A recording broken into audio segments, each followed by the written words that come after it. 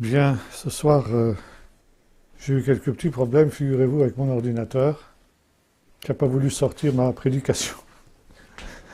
Alors, bon, je vais jongler un petit peu avec différentes choses que j'ai.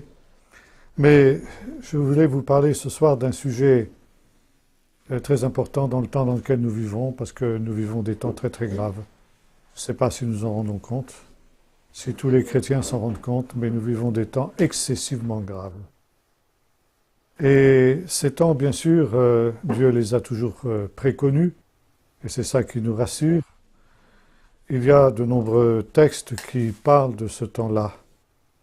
Et je voudrais m'arrêter ce soir sur une notion que on ignore, qu'on connaît en général très mal dans le milieu chrétien, mais qui est une notion très répandue au milieu juif. C'est ce qu'on appelle la notion de la dernière génération. Ce concept, on le trouve exprimé dans deux psaumes en particulier. Le premier, c'est le psaume 101. On peut lire simplement ce verset. Il y a un verset qui nous dit ceci. D'ailleurs, on a du mal aussi à avoir une traduction juste de ce texte. Et dans le verset 19, il nous est dit ceci. Que cela soit écrit pour la génération. Alors, tous les traducteurs à peu près, non pas tous, quelqu'un m'a fait une remarque un jour quand j'ai dit ça dans une certaine église, qu'il avait trouvé une version qui avait traduit d'une manière correcte. Mais disons, la plupart des traductions traduisent de la manière suivante, que cela soit écrit pour la génération future. En fait, le mot hébreu, c'est le mot acharon, qui signifie dernier. Et il ne faut pas traduire comme on le fait par que cela soit écrit pour la génération future, mais que cela soit écrit pour la génération dernière. Pardon? Psaume 101, verset 19. Il n'y a pas de verset. Oui. Si. C'est 102. 102, excusez-moi. Oui, Ah, excusez-moi. 102. Oui, autant pour moi, c'est 102, oui. Oui, 102, verset 19. Nous avons la même expression dans le psaume 78. Verset 3. Ce que nous avons entendu, ce que nous connaissons, ce que nos pères nous ont redit, ne le dissimuleront pas leurs fils, redisant, même chose, à la génération dernière, les louanges de l'Éternel, sa puissance et les miracles qu'il a opérés. Il a adressé un témoignage en Jacob, il a mis une loi en Israël, qu'il a ordonné à nos pères de faire connaître à leurs fils pour que la connaissent ceux de la génération dernière. Des fils naîtront, ils se dresseront, ils la rediront à leurs fils, ils mettront leur assurance en Dieu, ils n'oublieront pas les actes de Dieu, ils observeront ses commandements, ils ne seront pas comme leur père, une génération indocile et rebelle, une génération dont le cœur n'est pas ferme et dont l'esprit n'est pas fidèle à Dieu. Voilà. Donc ici, il est question d'une génération dernière. Une génération qui est mise en parallèle avec ce qui apparaît par conséquent, même si ça n'est pas dit d'une manière explicite, comme une génération première. Une première et une dernière génération. La première génération, de quoi s'agit-il? Tout le thème du psaume nous permet de le comprendre facilement. Le psaume 78 est un résumé de toute l'histoire de l'Exode, de l'errance des 40 ans du peuple d'Israël dans le désert, et plus spécialement de ses failles, de ses chutes, de ses manquements, de ses péchés. Et par conséquent, la génération première, c'est ce qu'on appelle dans le judaïsme la génération des pères, c'est-à-dire la génération qui est sortie d'Égypte sous la conduite de Moïse. Cette génération, elle est décrite longuement dans la Torah, c'est-à-dire dans le Pentateuque, et il est souvent question, justement, de ces nombreux manquements. On sait que 600 000 hommes, sans parler des femmes et des enfants, sont sortis d'Égypte. Et combien sont entrés dans la terre promise? Vous vous en souvenez? 2. Tous les autres sont morts dans le désert. Et la question que les sages d'Israël se sont posée est la suivante. Pourquoi ce drame? Pourquoi cette tragédie? Pourquoi sur ces 600 000 personnes qui sont sorties d'Égypte, 2 seulement sont-elles entrées dans la terre promise? Et la réponse est celle-ci. Parce que Satan s'est acharné d'une manière spéciale contre cette génération. Parce qu'il savait que cette génération était une génération privilégiée parmi toutes. C'était la génération qui allait avoir le privilège d'entrer dans la terre promise. Et Satan a fait tout son possible pour mettre en échec le plan de Dieu, de telle sorte que la première génération est la génération qui, dans l'histoire humaine, a connu le plus de tentations. C'est la génération qui a été la plus éprouvée de toutes les générations qui ont formé l'histoire. Et parce que Satan, justement, a multiplié contre cette génération toutes ses ruses, toutes ces pompes, comme on disait autrefois dans l'Église romaine, n'est-ce pas, il a largement réussi dans son plan, en sorte qu'effectivement, l'immense majorité de ceux qui sont sortis d'Égypte et qui auraient dû rentrer dans la terre promise ne l'a pas fait. Et finalement, 2 rescapés, si j'ose dire, de ce drame, Josué et Caleb, eux, ont réussi à rentrer dans la terre promise. Il y a donc ici une première génération qui a largement failli. Pourquoi? Parce qu'elle a été spécialement attaquée par Satan. Elle a été l'objet, de la part de Satan, d'une attention particulière. Et à partir de ce psaume, les sages d'Israël et du psaume 102, les sages d'Israël ont conclu qu'il en serait de même de la dernière génération. Il y a un parallèle entre la première et la dernière génération. La dernière génération sera aussi une génération privilégiée, parce que son privilège sera d'entrer non pas dans la terre promise, mais dans le royaume messianique.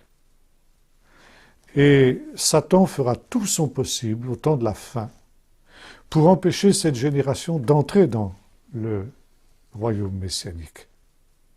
Et de la même manière qu'il s'est déchaîné d'une manière particulière contre la première génération, c'est-à-dire contre ceux qui sont sortis d'Égypte, de la même manière, Satan, au temps de la fin, s'acharnera d'une manière particulière sur la dernière génération pour faire en sorte qu'elle n'entre pas dans le royaume messianique.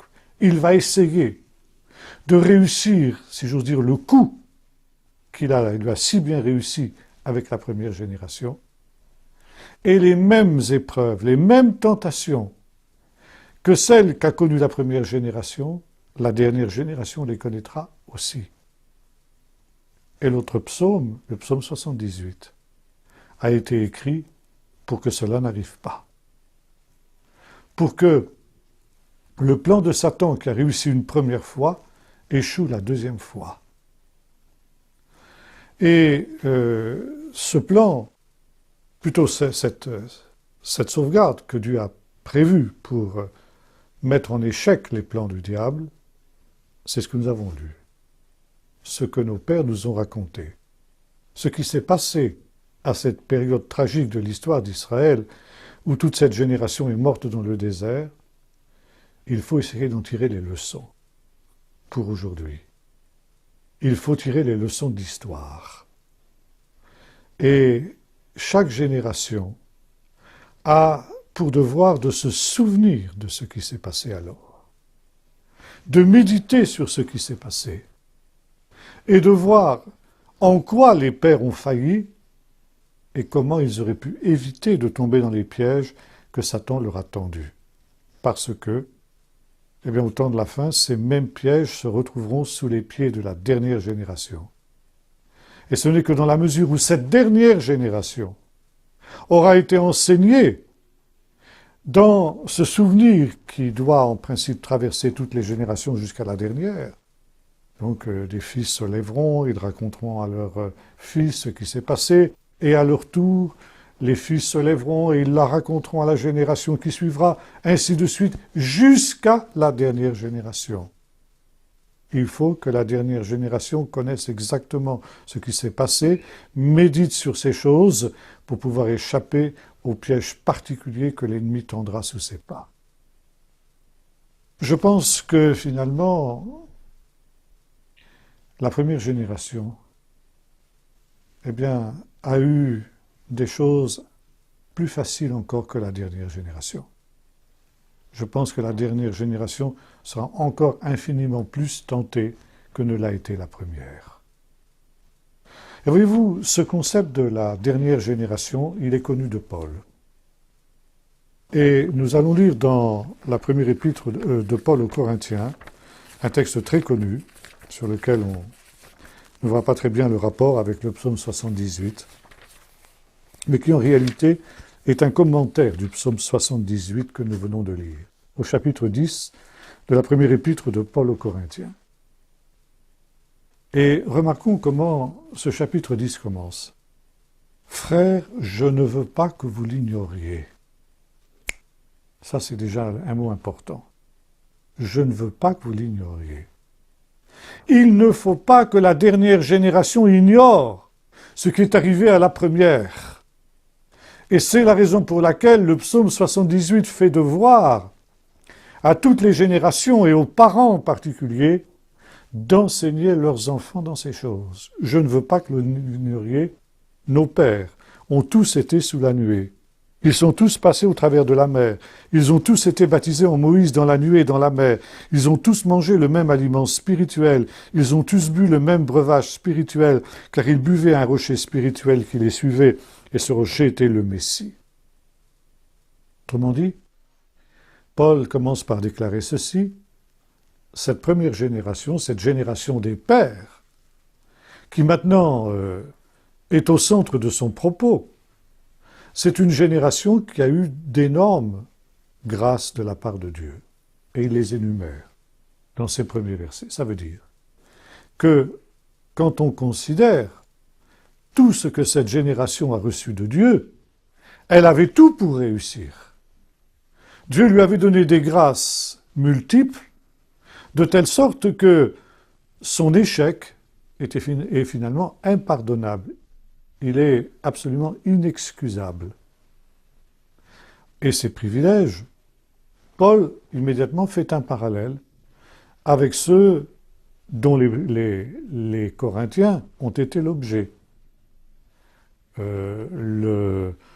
nuée représente le baptême dans le Saint-Esprit, la traversée de la mer Rouge représente le baptême d'eau, la manne et le rocher qui les suivait, ça c'est un midrash, c'est autre chose.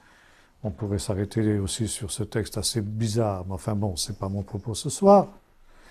Et ça représente le pain et le vin de la scène. Par conséquent, Dieu a donné ses grâces à cette génération-là. Elle avait tout pour réussir. Et pourtant, elle a préféré écouter la voix de Satan. Verset 5. Mais la plupart d'entre eux ne furent pas agréables puisqu'ils tombèrent morts dans le désert. Et voilà maintenant ici un texte important. Or, ce sont là des exemples pour nous, afin que nous n'ayons pas de mauvais désirs comme ils en ont eu. Ne devenez pas idolâtres comme certains d'entre eux, selon qu'il est écrit, le peuple s'assit pour manger et pour boire, puis ils se levèrent pour se divertir. Ne nous livrons pas à l'inconduite comme certains d'entre eux s'y livrèrent, de sorte qu'il en tomba 23 000 en un seul jour. Ne tentons pas le Seigneur comme en tentèrent certains d'entre eux qui périrent par les serpents. Ne murmurez pas comme murmurèrent certains d'entre eux qui périrent par l'exterminateur.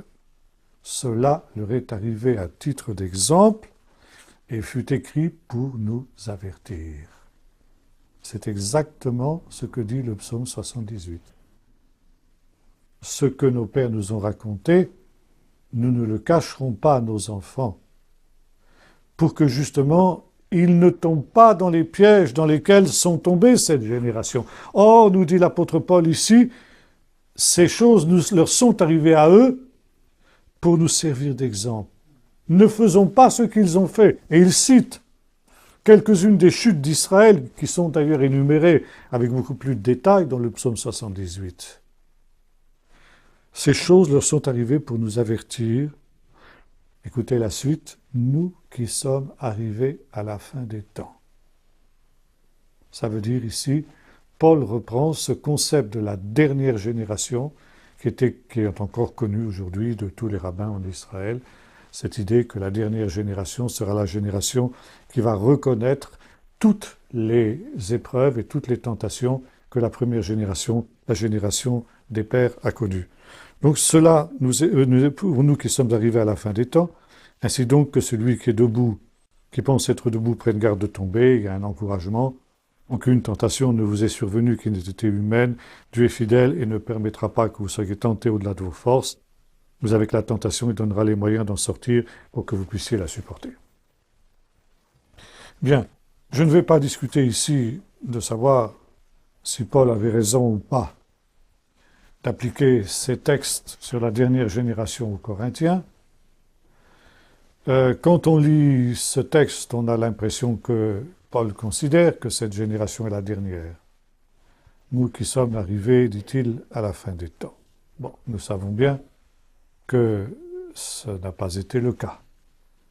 Il y a eu, depuis l'époque des Corinthiens jusqu'à nos jours, de multiples générations.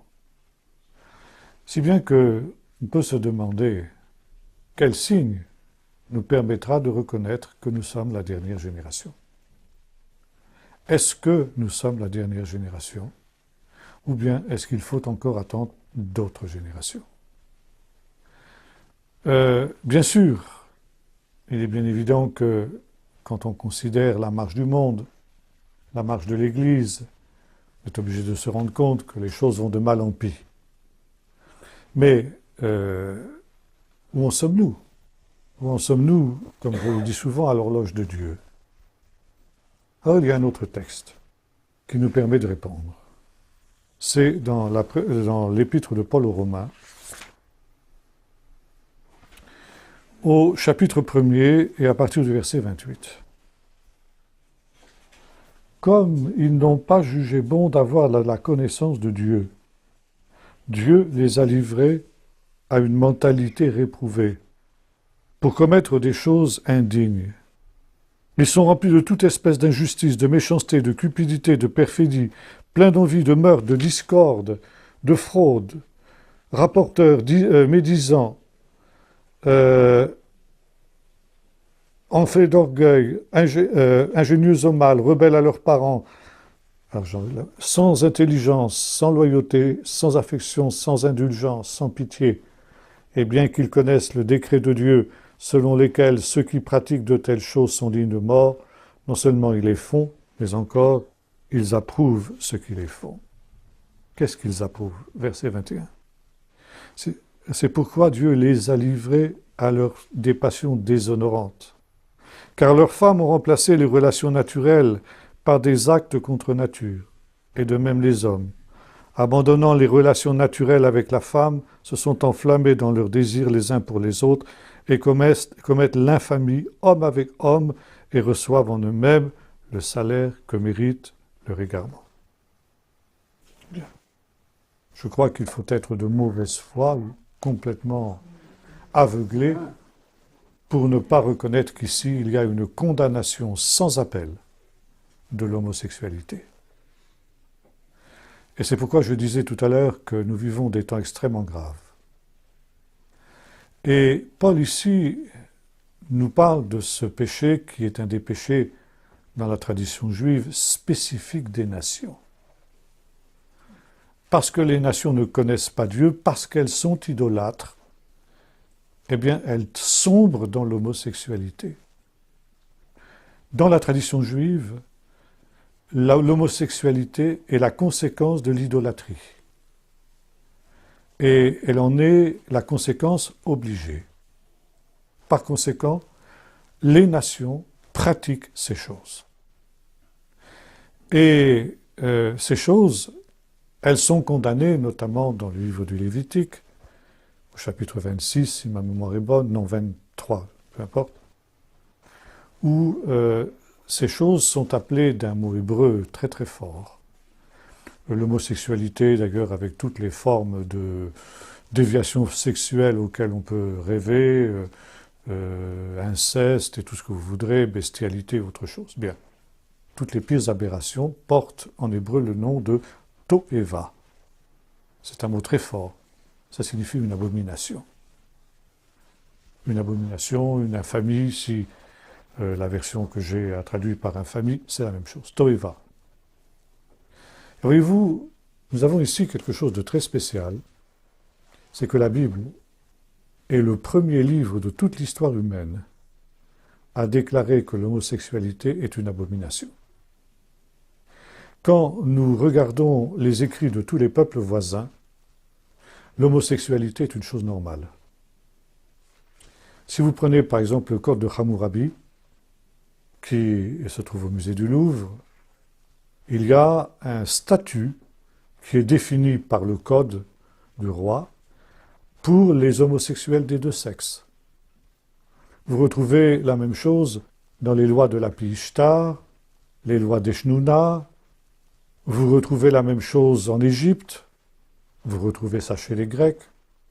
À Sparte, par exemple, chaque guerrier spartiate devait avoir son petit ami. C'était obligatoire. L'homosexualité était obligatoire à Sparte. Les Romains n'étaient pas en reste, les Babyloniens, bref, tous les peuples de l'histoire considéraient l'homosexualité comme une chose évidente, comme une chose normale, comme une chose naturelle. Seul le judaïsme, seul le peuple d'Israël, seule la Bible, et par conséquent le christianisme, qui en était issu, ont déclaré que l'homosexualité était une abomination. Et ceci veut dire une chose très importante, c'est que le rejet de toutes ces abominations, homosexualité, inceste et tout ce que vous voudrez, enfin tout ce à quoi vous pouvez rêver, et comme dit l'apôtre Paul, qu'on ne convient même pas de nommer tellement c'est abominable, n'est-ce pas? Eh bien, ces choses, c'est ce qui fait la base du message de la Bible. La Bible rejette ces choses. Elle rejette ces choses comme contraires à la sainteté de Dieu, comme des choses qui viennent directement de l'adversaire, et encore une fois, qui viennent de la négation de Dieu. Encore une fois, il y a relation entre ces désordres, ces abominations-là, et puis le rejet de Dieu, l'idolâtrie, et aujourd'hui la forme d'idolâtrie moderne, c'est l'athéisme. L'athéisme conduit directement à cela. Et bien sûr, il y a dans la Bible des exemples nombreux de ce qui se passe lorsque l'on commet de pareilles abominations. Et il y a deux générations qui vont être jugées par Dieu pour avoir pratiqué ce péché sur une grande échelle. C'est la génération de Noé et la génération de Lot. Et vous savez que dans des textes de l'Évangile, Jésus compare justement la dernière génération, et l'on reprend aussi chez Jésus le concept de la dernière génération dont nous avons parlé, en disant « Il en sera de cette génération, de ce qu'il en fut de la génération de Noé et de la génération de Lot. » Ça veut dire qu'en dehors de la dernière génération, les deux générations les plus pécheresses de l'histoire sur ces deux plans-là, ça a été la génération de Noé et la génération de Lot. La génération de Lot, c'est inutile d'en parler. On connaît évidemment le récit. D'ailleurs, le mot sodomie aujourd'hui en français évoque justement ce genre de péché. Mais c'est peut-être moins évident. Vous savez qu'ils sont allés jusqu'à vouloir violer les anges, mettant ainsi le comble au péché et rendant le jugement de Dieu absolument inévitable. C'est peut-être moins évident pour ce qui est de la génération du déluge. La génération du déluge, la Bible lui fait deux reproches. La terre était remplie de la violence. Alors violence, c'est très intéressant, en hébreu, ça se dit Hamas. Et on peut traduire, la terre était remplie du Hamas. Vous savez, le Hamas que c'est aujourd'hui, c'est le mouvement terroriste qui contrôle Gaza. C'est intéressant. Bon, je note le fait en passant. La terre était remplie du Hamas et toute chair avait corrompu sa voix. Bon, on ne comprend pas très bien ce que ça veut dire. Toute chair avait corrompu sa voix. C'est un euphémisme. Pour signifier toute chair avait corrompu sa voix, sa conduite sexuelle normale. ça veut dire toute chair, y compris les animaux, pratiquaient l'homosexualité. L'homosexualité était devenue quelque chose de généralisé dans la génération de Noé. Et là, Dieu dit stop, c'est trop. Là, c'est le jugement. Et nous retrouvons cette idée dans le texte de Romains 1 que nous avons lu. Paul commence par, au début du chapitre, par fustiger l'idolâtrie. Ils sont inexcusables, parce que les perfections de Dieu, sa gloire, sa puissance, se voient à l'œil nu dans la nature.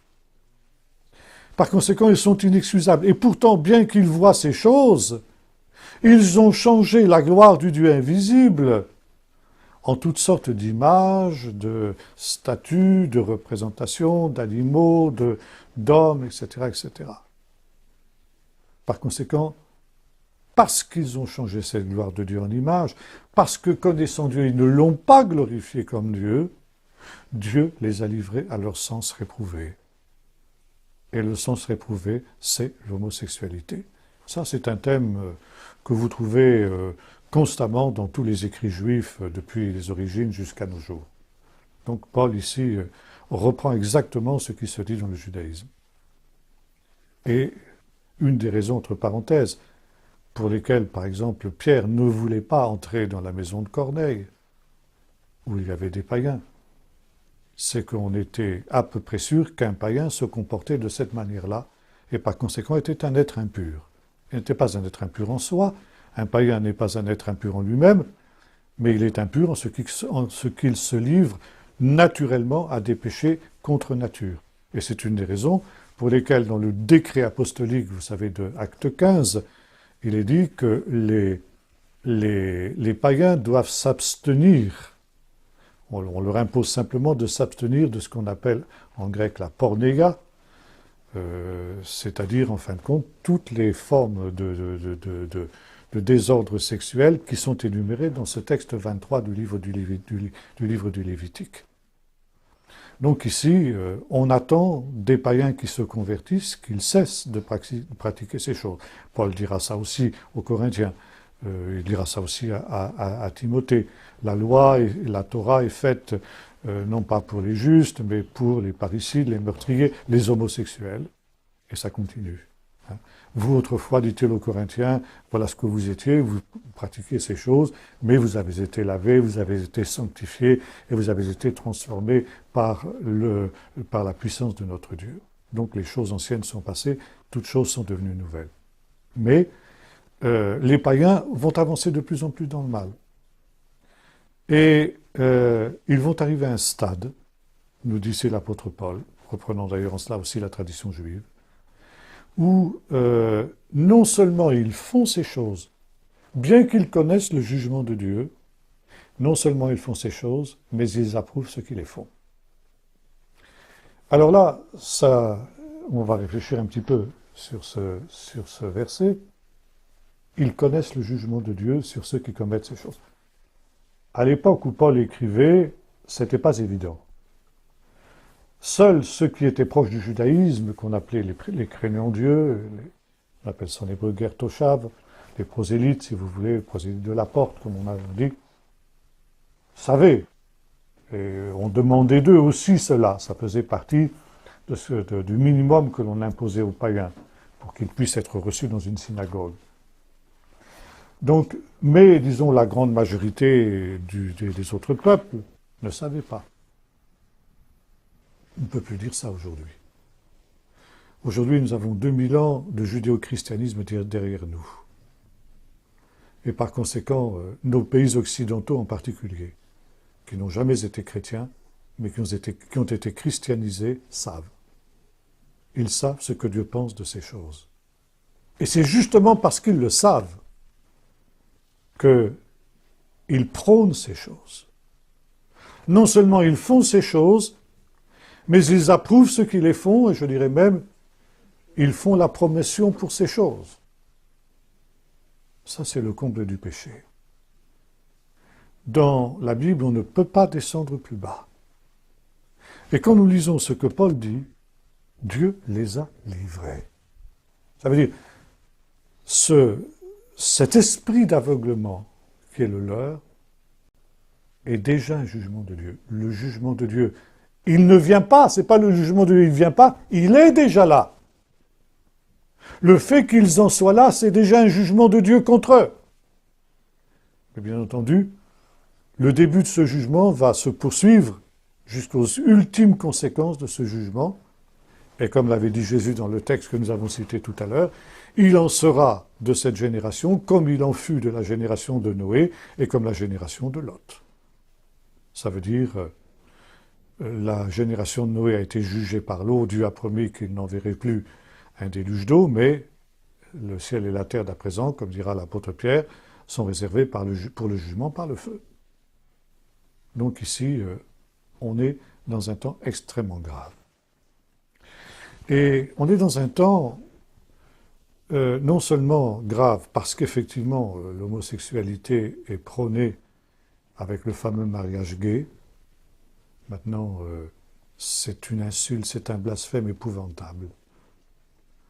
Le mariage est une des réalités les plus saintes qui ait été créée par Dieu. C'est quelque chose qui remonte avant la création, donc ce n'est pas de l'ordre de la chute. Le mariage a été institué par Dieu avant la création. Et on appelle ça en hébreu d'ailleurs, en hébreu c'est Kiddushim. Ça veut dire, ça vient, Kadosh c'est la sainteté. L'union de l'homme et de la femme reproduit l'image de Dieu. C'est lorsque l'homme et la femme s'unissent dans le mariage que l'homme devient l'image de Dieu. Donc il y a une éminente sainteté du mariage. Et de cette sainteté du mariage, ces êtres dépravés qui nous gouvernent aujourd'hui, eh bien, ont fait quelque chose d'abominable, une contrefaçon, une caricature, et quelque chose qui est contre nature. Et ils le savent. Ils le font délibérément, ils le font volontairement, parce qu'ils sont animés par la haine de Dieu. Et ce fameux mariage gay, ce fameux mariage pour tous, comme on l'a dit, c'est tout simplement une réalité blasphématoire. Et quand vous lisez notamment ce qui est écrit dans le chapitre 7 du prophète Daniel, où nous voyons la quatrième bête, je vais en parler tout à l'heure de la quatrième bête de Daniel, de laquelle sort une petite corne qui prononce des blasphèmes contre Dieu et qui s'élève jusqu'à Dieu pour essayer de lui arracher son autorité. Et ce blasphème est tellement épouvantable, cette bête qui essaye de changer les temps et les lois, vous vous en souvenez ce qu'il nous est dit, et nous en sommes en train de vivre ça, eh bien, fait que là, Dieu dit, trop c'est trop, et la bête est jugée par le tribunal céleste, elle est condamnée à mort, et c'est le jugement de Dieu qui s'abat sur cette bête. Quelle est cette bête? Alors, je ne vais pas ici vous faire une étude détaillée du livre de Daniel, parce que ça serait trop long, mais quand nous prenons tous ces textes, que nous voyons aussi comment les rabbins ont compris ça, c'est très important de voir comment les rabbins l'ont compris, parce que c'était comme ça aussi que les apôtres le comprenaient, ils baignaient dans ce milieu-là. Il n'y a absolument aucun doute que la quatrième bête de Daniel, c'est l'Europe, et par extension le monde occidental. L'Europe. Et par conséquent, l'Europe est le royaume de l'Antichrist. Antichrist contre Christ, ça dit bien ce que ça veut dire. Ça veut dire qu'il va renverser tout ce que la loi de Dieu, l'Évangile, a voulu établir. Il s'agit d'éradiquer de l'Europe l'héritage judéo-chrétien. Il s'agit de ramener l'Europe au paganisme pré-chrétien. Et, encore une fois, ici, il y a une différence énorme entre notre temps et ce qui s'est passé il y a 2000 ans. 2000 ans, le christianisme était quelque chose de neuf, d'inconnu. Aujourd'hui, le christianisme n'est plus quelque chose de neuf, c'est quelque chose qui est connu. Et c'est quelque chose contre lequel on se dresse. Alors évidemment, j'ai évoqué ici l'immoralité sous ses différentes formes, et notamment sous ses formes les pires. Mais il y a aussi d'autres éléments qui vont dans le même sens. On est en train de préparer au Parlement européen, éventuellement aussi à l'ONU, un texte interdisant l'enseignement et la diffusion du créationnisme. Ça veut dire de l'idée selon laquelle Dieu a créé le ciel et la terre, ce qui est aussi une des bases de la Bible. Mais c'est l'évolution qui est une théorie non scientifique. Je n'ai pas le temps de vous expliquer ça, mais si j'avais le temps, je pourrais vous expliquer comment scientifiquement la théorie de l'évolution est un non-sens, est une impossibilité scientifique.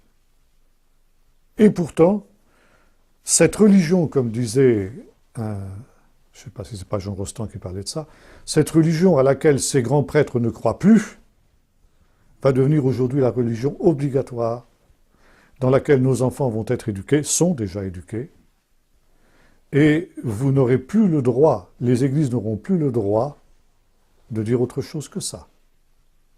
Ça fait partie de la religion athée, de la religion laïque obligatoire.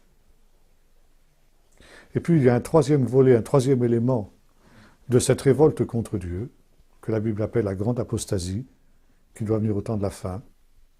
Vous trouvez ça par exemple aussi dans le psaume 2, c'est l'antisionisme, la haine contre Israël. Et ces trois éléments, l'immoralité, le darwinisme et l'antisionisme, forment un tout. C'est une volonté de faire table rase du judéo-christianisme, c'est une volonté d'éliminer Dieu de toute la scène de l'histoire et de notre civilisation occidentale. C'est une volonté de tout ramener à zéro. On parle d'ailleurs, on retrouve actuellement le langage 68 art de déconstruction. Il faut déconstruire. C'est le mot qui redevient à la mode maintenant. Et par conséquent, ici, nous voyons le système de l'Antichrist se mettre en place sous nos yeux. Parfois, on me demande, est-ce que nous verrons l'Antichrist ou pas? Alors, il y a ceux qui on spécule. Alors, non, on ne verra pas l'Antichrist, on s'en enlevé avant, etc. Je dis, mes pauvres amis, mais est-ce que vous ne vous rendez pas compte que on est à fond dans le système de l'Antichrist? Si vous ne le voyez pas de vos yeux, c'est que vous êtes aveugle, vous êtes inconscient, vous êtes fou, je ne sais pas ce que vous êtes, mais il est là, le système de l'Antichrist. L'Antichrist, il est là sous nos yeux. Alors on le voit, et on a affaire à lui. Mais je crois qu'il y a pire encore. Déjà, le tableau que je dresse ce soir n'est pas tellement réjouissant, mais il y a pire. C'est maintenant l'enseignement du gender chez les enfants. C'est horrible, oui. Je ne sais pas si tout le monde est au courant de ça. Il y a cette idée maintenant, chez des détraqués, d'anciens 68 arts, maoïstes, proches de Pol, que le sexe biologique, évidemment, est déterminé à la naissance, on ne peut pas, évidemment, on ne peut pas faire autrement, mais que le sexe, comment dirais-je, psychologique, il est laissé au choix de l'individu. Ça veut dire que ce n'est pas parce que on est avec un sexe masculin qu'on est obligé d'assumer son identité masculine. Si on a envie de devenir une femme, on a la possibilité de le faire. Et vice-versa. Et par conséquent, c'est un des éléments de la liberté. Liberté chérie, n'est-ce pas? Combat avec tes défenseurs, nous connaissons bien ça. Mais je citerai la parole, c'est Madame Roland, je crois, ou c'était Lucille Desmoulins, je ne me souviens plus, au moment d'être guillotinée, qui a eu cette parole liberté que de crime on commet en ton nom. N'est-ce pas? Et bien on en est là. Alors il faut laisser les gens libres de choisir leur sexe psychologique. Et maintenant, il n'y a plus simplement l'hétérosexualité, mais il y a l'homosexualité qui est une voie possible, la transsexualité, la bisexualité, j'en passe et des meilleurs. Alors, on est arrivé à ce stade où, dès cette rentrée-ci, en Corse, cet enseignement est obligatoire pour les enfants dès le CP. Les instituteurs et institutrices ont ordre d'enseigner aux enfants qu'ils ont le choix, ils ont la liberté de choisir s'ils veulent être garçon ou fille. En Corse. Et ça, c'est un terrain d'essai. Et si ça marche en Corse, l'an prochain, ce sera obligatoire dans la France entière. Et là, vous ne pourrez pas vous y soustraire. Et dès 2 ans dans les crèches, on va enlever les poupées, on va enlever les petites voitures, on va laisser que des jouets neutres pour que les petits garçons et les petites filles ne soient pas conditionnés dès leur enfance par justement une espèce de conditionnement sexuel. Il y a une chose très très grave, il faut savoir que entre, disons, 2 et 5 ans, c'est là que l'enfant forme son identité et sa personnalité. Tout ce qui lui a été enseigné pendant cette tranche d'âge ne l'abandonnera jamais. Et c'est pourquoi ils veulent prendre les enfants à cet âge-là, et à cet âge-là déjà, leur inculquer, leur insuffler, mais les pires aberrations auxquelles vous pouvez penser. J'ai eu entre les mains, parce que ma fille est enseignante, et par conséquent, elle va se trouver, comme les enseignants, confrontés avec ce problème très rapidement. Ce qu'on propose d'enseigner aux enfants dès l'âge de 2 ans, ça vous ferait rougir un corps de garde. C'est inouï. C'est à vomir. Eh bien, ça va être un enseignement obligatoire. Et ce n'est pas seulement en France, c'est dans l'Europe tout entière. C'est déjà, par exemple, en Allemagne. Et en Allemagne, des parents qui ont refusé d'envoyer leurs enfants au cours d'éducation sexuelle obligatoire ont été emprisonnés. Ils ont fait de la prison. En Espagne, ceux qui réagissent de la même manière sont soumis à des lourdes amendes. Qu'est-ce qui va se passer en France? Là, on est dans une situation où c'est pratiquement impossible de se soustraire à ce conditionnement, à ce matraquage, à cette espèce d'aberration diabolique. Parce que, comme le notait un médecin dans un grand hebdomadaire français, un biologiste de très haut niveau, il dit que c'est une aberration biologiquement parlant et même psychologiquement parlant. Et lui, en tant que spécialiste de la cytologie, l'étude des cellules, il disait déjà la cellule d'un homme et d'une femme est différente. Donc ici, nous nous trouvons dans un système totalitaire qui, au nom de la science, avec un grand S, il y aurait beaucoup de choses à dire sur la science. Je parlais de la liberté tout à l'heure, au nom de laquelle on commet beaucoup de crimes. Eh bien, la science est une des idoles modernes. Il y a 2 idoles modernes, parmi les pires, la science et l'État. Or, pour la Bible, c'est clair. Lorsque l'État se divinise, lorsque l'État entend régenter les pensées, les mœurs de ceux qui sont ses sujets, il devient antichristique. Il devient la bête. Et par conséquent, le devoir du chrétien, c'est de lui résister. Aussi longtemps qu'il est dans son rôle, c'est-à-dire porter le glaive pour la défense des gens de bien, on doit lui être soumis et on doit lui obéir. Mais quand il sort de ce rôle et qu'il usurpe les privilèges de Dieu, alors on doit lui désobéir et on doit lui résister à ses risques et périls, y compris au besoin par la persécution. Et voyez-vous, je reviens à ce que je disais tout à l'heure au sujet de la dernière génération. J'ai dit que depuis toujours, les rabbins, les sages d'Israël, ont enseigné que la dernière génération serait la génération la plus attaquée de toute l'histoire humaine. Et j'ai posé la question, est-ce que nous sommes cette dernière génération ou est-ce qu'il y en a d'autres après? Et ma réponse est claire. Nos enfants sont la dernière génération. Nos enfants ou nos petits-enfants. Parce que on arrive à un stade où, encore une fois, ce conditionnement, il est impossible d'y échapper. Et si ces gens arrivent à leur fin, alors il va se créer une génération de détraqués. Une génération de gens qui sont déjà l'homme moderne est complètement dépersonnalisé. Il ne sait plus ce qu'il est.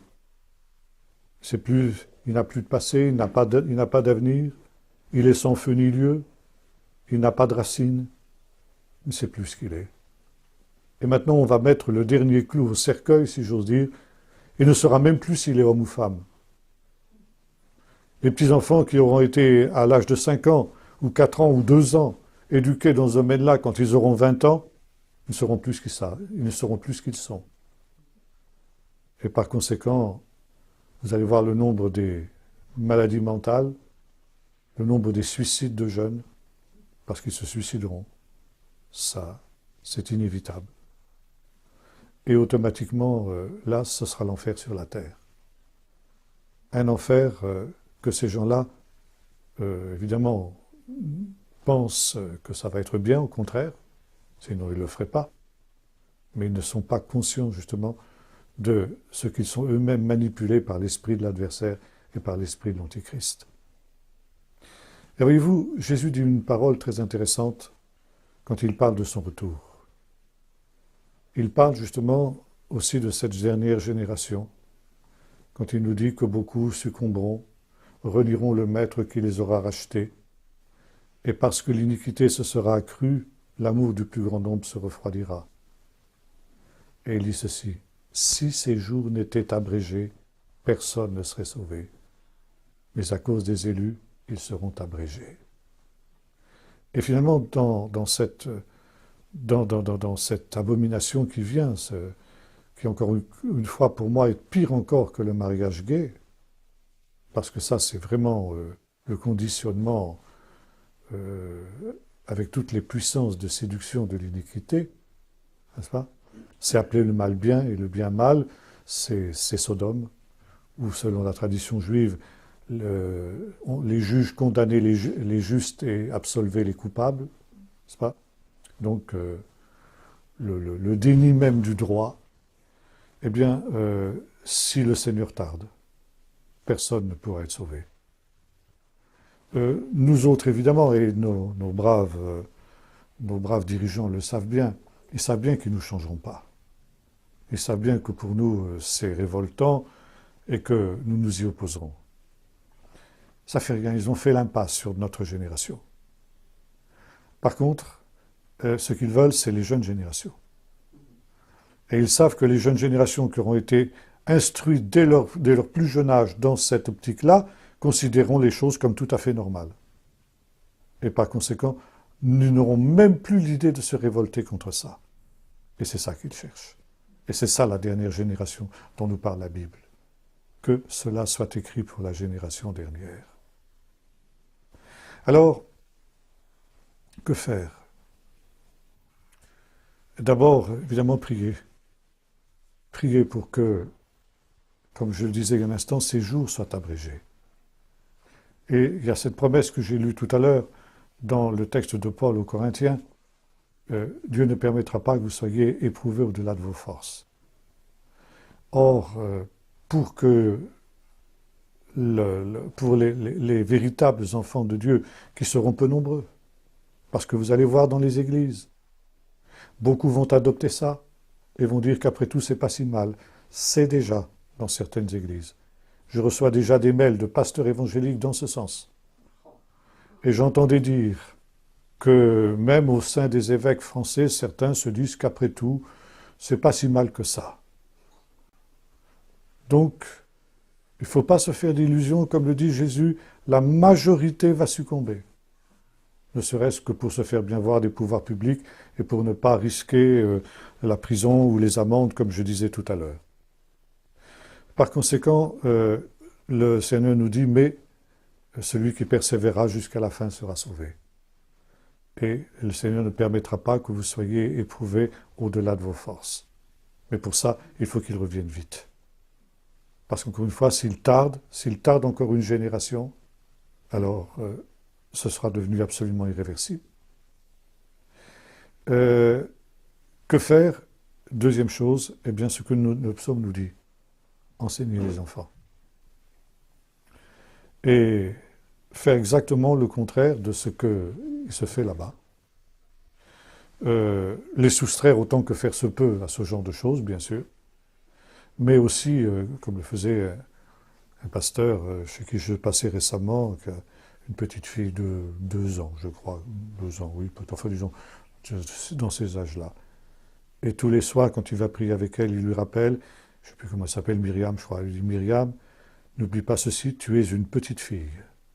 Il la lui rappelle. Parce qu'il est bien conscient que les choses, déjà c'est cette génération qu'il vise, c'est déjà ces enfants-là qu'il vise, les enfants de cet âge qu'il vise.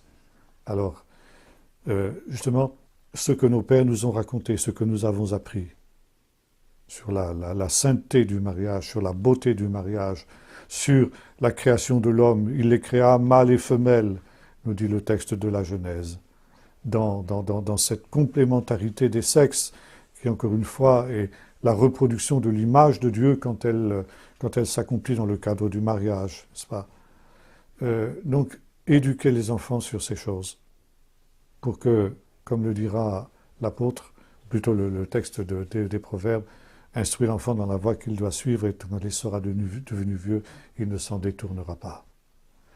Alors, évidemment, jusqu'à quand, comment allons-nous pouvoir le faire? On peut imaginer une police de la pensée, comme en Arabie Saoudite, où déjà, je lisais dernièrement, ce matin, pas plus que ce matin, un mail qui m'est arrivé, au sujet d'une chrétienne de la région parisienne, qui a eu le malheur de donner à une de ses collègues de travail un calendrier avec un verset biblique. Tous ses collègues. À tout, ou à oui. Elle a été immédiatement démise de ses fonctions, traînée dans la boue, etc., pour atteinte à la laïcité. Un verset, mais qu'un seul verset. Un seul verset, ça suffit. Ah oui. Il y a aujourd'hui une haine diabolique de Dieu, une haine diabolique du christianisme. D'ailleurs, les persécutions des chrétiens, il y a nos frères coptes sont assassinés tous les jours en Égypte sans que ça ne gêne personne. Nos jeunes Érythréens qu'on a recueillis à Nitsana, où est Pierre-David, mon fils, là, qui se sont sauvés pour échapper à la persécution, personne ne s'inquiète d'eux, même dans les milieux chrétiens. On va même jusqu'à nous reprocher, dans les milieux évangéliques, de nous être occupés de ces gens-là. Et je peux vous dire, je fais cette confidence, je suis mis en procès devant une certaine union d'églises pour être venu en aide à ces gens-là. Je disais tout à l'heure aux frères qui me rappelaient ça, je lui dis, bien écoutez, si vous me condamnez pour ça, j'en serais fier. Je serais fier d'avoir fait ce que Jésus a dit. J'étais en prison, vous m'avez visité parce qu'on nous a fait sortir de prison. Et j'étais nu, vous m'avez vêtu. C'est ce qu'on a fait. Je serais fier d'être condamné pour ça. Mais ça vous montre où on en est aujourd'hui. Alors, si ces jours n'étaient abrégés, personne ne serait sauvé. Et je crois qu'il faut que nous prenions conscience de la gravité de ce temps.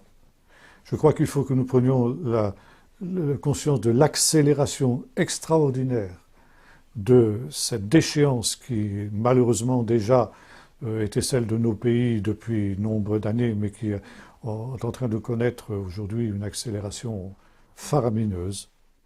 D'ailleurs, tout ça s'est orchestré depuis Bruxelles, ne vous illusionnez pas.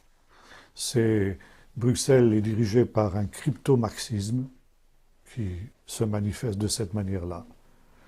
Et nous sommes en train d'être enrégimentés dans un système totalitaire, qui est le système de l'Antichrist. Alors, comme disait le livre Apocalypse, sortez du milieu de mon peuple. Sortez du milieu d'eux par tous les moyens. Hein. Et je crois que c'est le temps de la résistance. Résister. Il y a 3 manières de résister. La première, c'est la protestation. Protestation verbale. Et il faut le faire pendant qu'il est encore temps. Et ça a été une surprise fort agréable pour moi de voir ces millions de personnes qui se sont dressées au moment des grandes manifestations anti-mariage gay. Je me suis dit peut-être à cause de ces 10-là, enfin ils étaient plus que 10, mais disons, vous voyez, le chiffre symbolise des 10 de Sodome, des 10 justes, eh bien le jugement de Dieu sur la France sera peut-être moins dur que ce qu'il aurait pu être. Mais il ne faut pas se démobiliser, ça c'est la première chose. Deuxième manière de protester, c'est la fuite. Quand on vous persécutera dans une ville, fuyez dans une autre. Fuir, mais où? C'est ça aujourd'hui. Le système, il est quasiment partout. Bon, mais enfin, c'est aussi une voix. C'est une voix que la parole de Dieu nous laisse entendre. Et puis enfin, bien, il y a la résistance ferme. Au besoin, on peut se poser la question, je n'y réponds pas. On peut se poser la question de la résistance armée, comme ce fut le cas des Huguenots au moment de la guerre des Cévennes. Il y a des moments où, eh bien, la défense du faible passe aussi par là. Hein. Il y a une défense qui est légitime. Bon, ça c'est un autre débat, je n'y entrerai pas, je laisse simplement ça sur la table. Mais je termine simplement en disant que cela soit écrit pour la génération future. C'est intéressant d'ailleurs que cette génération future, dans le psaume 102, c'est la génération qui voit la résurrection de l'État d'Israël. Donc ça aussi, c'est une des preuves que nous sommes vraiment la génération dernière.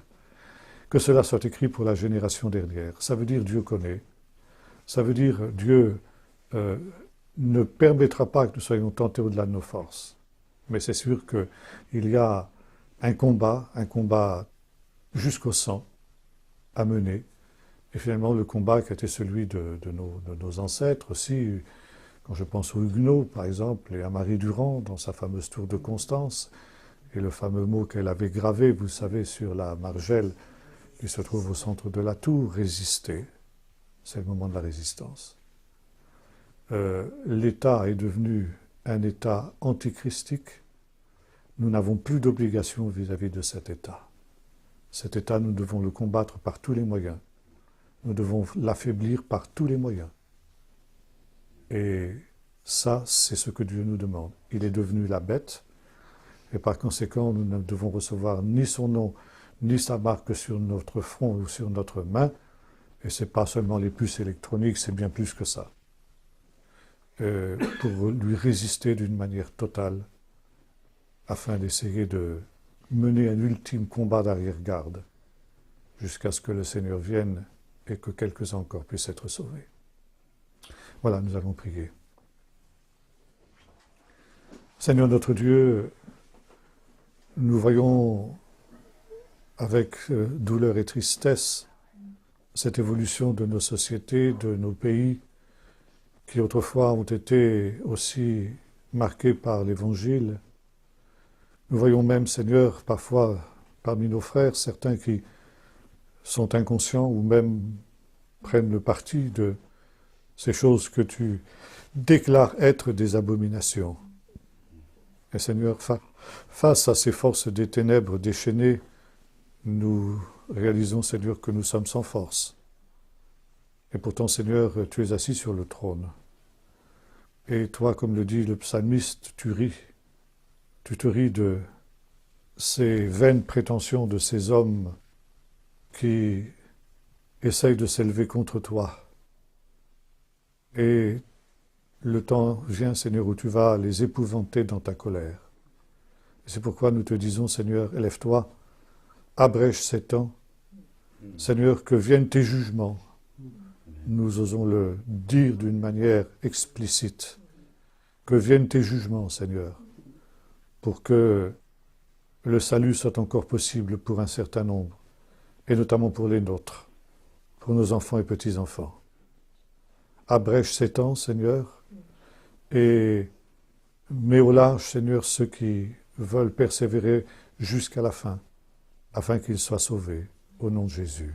Amen.